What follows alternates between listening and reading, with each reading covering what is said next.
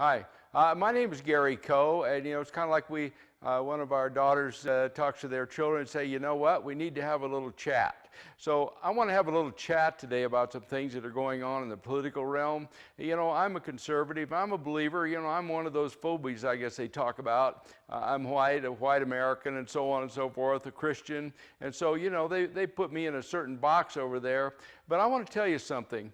Some of you out there, I think you're very eloquent writers, very eloquent speakers, but you're not very eloquent when you're reading the signs right now. We have a horrible political race going on, a very raucous race.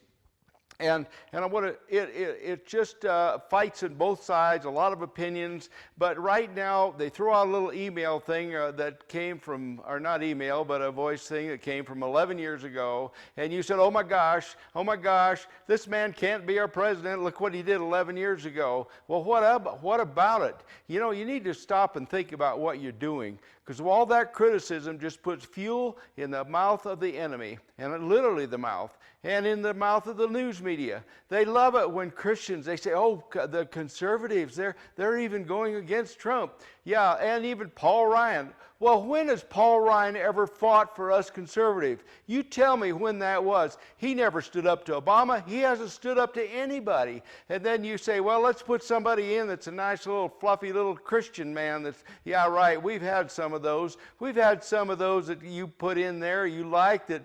Now they worked with both sides of the aisle. And another one, well, he did great in the Olympics, balanced their budget. Well, a big deal. He didn't stand up to Obama. Obama rolled right over the top of these people that you chose. We have a man right now. I was talking to my wife earlier today, and I said, if there was a horrible fight out there, and you had to face a gorilla, and you had to send somebody out there to fight that gorilla, who would you send? Some polished politician, Christian man that could memorize all the Bible and was really pleasing to all these what we call rhinos? They love this guy. Is that who you'd go out and fight this? No, you'd pick a fighter. You'd pick somebody that was learned to street fight wherever they're at, in the cities. With Trump, we have a leader that knows how to fight. You say, well, he's not as good as these other people. Well, so what?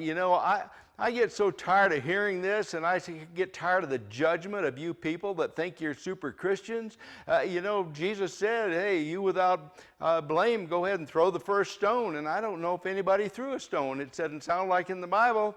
And so the other thing about it is, I shared this earlier, but, I have a friend that's a preacher, and one time I was sitting in his church, and he said, I don't even want to share Jesus with anybody anymore till I've got him discipled first, and then I'll get him born again. And I'm saying, oh, right, get them perfected and then allow them into the church. And that's what a lot of you are saying right now about our presidential candidate. The people have chosen him to run this race. He's got what it takes to beat the opposition. And so I'm just speaking my piece right now. This is my little chat. It's one-sided, but I want you to think about it. And I love a lot of the people I'm talking to right now don't agree with me, but you need to think about what you're doing. You need to quit fueling the enemy. You need to quit giving him stuff to come at our side with. So thanks very much for listening this long.